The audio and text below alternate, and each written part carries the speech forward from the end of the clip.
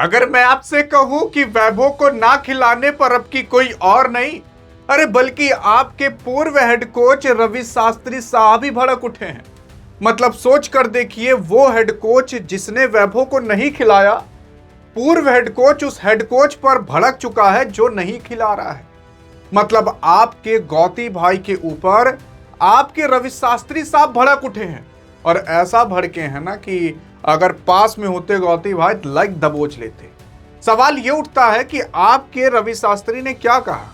रवि शास्त्री, मैं आपको बता देना चाहता हूं, जिस तरीके से अभी आपके गौतम गंभीर हेड कोच चल रहे हैं, इससे पहले आपके राहुल द्रविड़ हेड कोच चला करते थे, तो उससे पहले आपके रवि शास्त्री साहब हेड कोच हुआ करते थे, और ये अपने भड़ाकू और भयानक बयान से ही जाने जाते हैं। मतलब ये डरते नहीं है, ये कहते हैं कि अगर मैं हार भी जाऊं तब भी मुझे गर्व होगा अपने कैप्टन के ऊपर, मैं अगर जीत भी जाऊं तब भी मुझे अपने कैप्टन के ऊपर गर्व होगा। ये डायरेक्ट इस तरीके से प्रेस कॉन्फ्रेंस में बोल दिया करते थे, डरते नहीं थे किसी से। और वाकई में अभी जो बोले हैं वो सुनकर आप भी भड़क जाओगे कि कैसा आदमी यार, ये कुछ भी बोल देता है। हाँ, देखने की कोशिश करोगे तो वैभव सूर्यवंशी का डेब्यू होने वाला था कभी और नहीं बल्कि इसी आयरलैंड के खिलाफ। अब आयरलैंड टीम कमजोर टीम है, माना कि इंडिया को हरा दी। आयरलैंड का जहां मैच हुआ था वो स्टेडियम भी छोटा था, हाँ तब भी माना इंडिया को हरा दिया। लेकिन अब सोचिए, मिली तो हार ही, कम से कम उस टाइम अगर वैभव आ गए होते तो हार स्वीकार थी, स्वीकार तो अभी भी करनी पड़ रही है, तब भी स्वीकार हो ही जाती। लेकिन एक बार देख उठता ना कि वैभव क्या कर सकते हैं। वो स्टेडियम छोटा था, मैं आपको बता रहा हूं कि उस स्टेडियम में ये बंदा ना कहीं और नहीं बल्कि छत के ऊपर से पार करता पूरा स्टेडियम, इतना तगड़ा मारता। लेकिन सवाल ये उठता है कि आखिरकार क्यों नहीं लिया गया। अरे तो सहायक कोच से पूछा गया, जैसे अभी आपके हेड कोच हैं गौती भाई, उनके सहायक कोच होते हैं, तो ये हैं, इनका नाम बहुत कठिन है, आप देख लीजिएगा। तो इन्होंने कहा था कि जैसे सबको जिस प्रक्रिया से गुजरना पड़ता है उसी प्रक्रिया से आपके वैभव को गुजरना पड़ेगा। प्रिंस यादव को गुजार दिया गया उस प्रक्रिया से, सूर्यान सिद्धगे को गुजार दिया गया उस प्रक्रिया से, वैभव को नहीं गुजारा गया। जितने भी नए खिलाड़ी को लाया गया था इस बार आईपीएल से इंटरनेशनल के अंदर, सबका डेब्यू हो गया केवल एक बंदे को छोड़ करके, वैभव सूर्यवंशी। और अब उम्मीद ये थी कि इंग्लैंड के खिलाफ क्या पता डेब्यू हो जाए, लेकिन यहां भी नहीं हुआ। हाँ, माना कि अभी इंग्लैंड के कुछ मुकाबले बाकी हैं और क्या पता वहां पर डेब्यू हो सकता है, लेकिन अभी तक तो नहीं हुआ। मतलब आप खुद सोच कर देखिए, अभी तक चूहा एक तो टीम थी, उससे आपको भिड़ना था। अब एक टीम थोड़ी खूंखार आ चुकी है, लगभग शेर के लेवल पर आ चुकी है। हाँ, माना कि भारत बब्बर शेर है, लेकिन ये भी इंग्लैंड भी शेर है। तो यहां पर अब डायरेक्ट वैभव को शेर से लड़ाया जाएगा। और एक बार चूहे से लड़ा कर देख लिए होते, क्या पता बहुत अच्छा परफॉर्मेंस करते, तब डायरेक्ट शेर से लड़ाया जाता। मतलब पहले आयरलैंड के खिलाफ कमजोर टीम खिलाफ खिला लिए होते, फिर उसके बाद इंग्लैंड के खिलाफ खिलाया जाता। लेकिन नहीं, ये स्ट्रेटजी इन सबके मन में आई नहीं। मैं आपको बताऊं क्यों नहीं। असल में पैसे भी तो कमाने हैं। अब पैसे कैसे कमाए जाएंगे? अभी विराट का नाम तो है नहीं, रोहित का नाम है नहीं, धोनी का नाम है नहीं, तो ये सब हट चुके हैं। तो केवल एक नाम चल रहा है, वैभव। हाँ, माना कि रोहित और विराट का नाम ओडीआई के अंदर है, टी20 से तो रिटायरमेंट ले ही चुके हैं, तो वैभव सबके जुबान पर अभी गूंज रहा है। तो इसी की वजह से अगर वैभव जितने समय तक रोके जाएंगे, उतनी ही ज्यादा माहौल, उतना ही ज्यादा ट्रोलिंग, उतना ही ज्यादा क्रिकेट देखा जाएगा। अगर वैभव को आयरलैंड के खिलाफ खिला दिया गया होता ना, तो आज आप सुनिए उतना माहौल नहीं होता जितना अभी है। तब कोई चर्चा थोड़ी ना करता, लोग बैटिंग एक बार देख चुके होते, क्योंकि एक बार देखने के बाद फिर माहौल थोड़ा डाउन हो जाता है। अब लोग सोच रहे हैं कि किसकी जगह पर उतारा जाए। अरे तो यार, आप संजू को तीसरे पर कर सकते हो, फिर उसके बाद या एक मैच के लिए ईशान किशन को बैठा सकते हो, या तिलक वर्मा को तो बैठा नहीं सकते, वाइस कैप्टन है। आप देखो, यहाँ पर संजू को बैठा देना या ईशान किशन को बैठा देना, इनकी डिसरिस्पेक्ट नहीं हो जाएगी। डिसरिस्पेक्ट इस वजह से क्योंकि ये भी बहुत बड़े खिलाड़ी है, माना, लेकिन जो वैभव सूर्यवंशी वो भी बड़े लेवल का बन चुका है।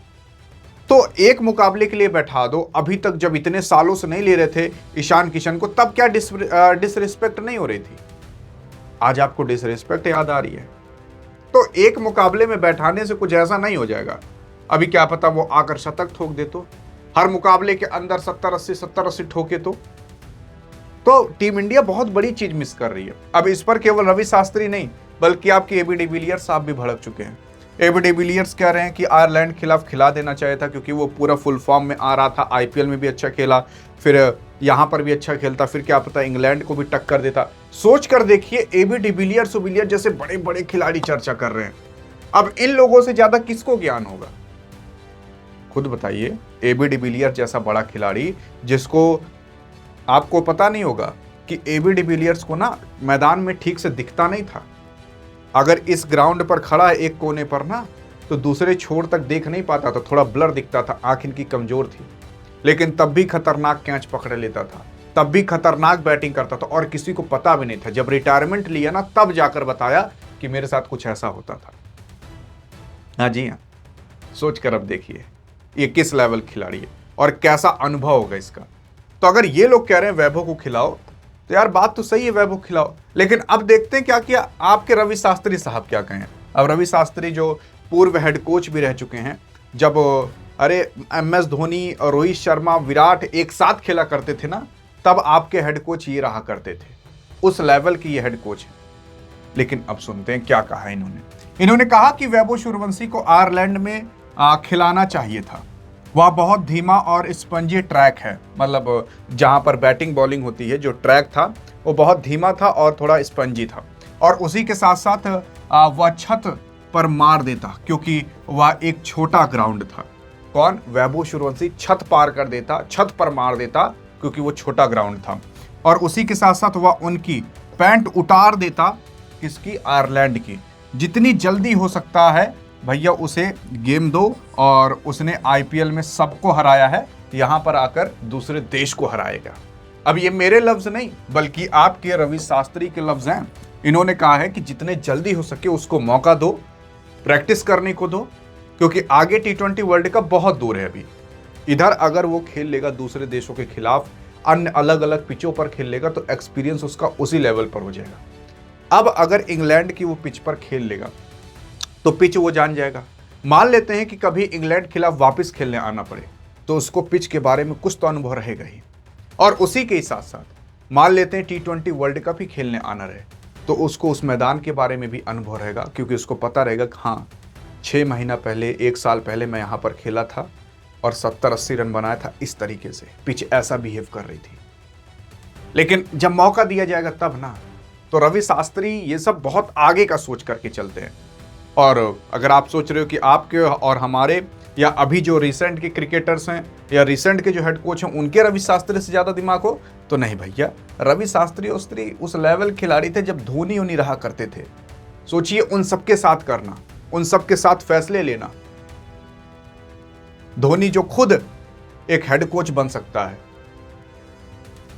तो बात यही है कि वैभव को अब खिला लेना चाहिए, थोड़ा लालच को साइड में रख करके उस बंदे को खिलाओ और फिर उसके बाद आगे उसको चलाओ।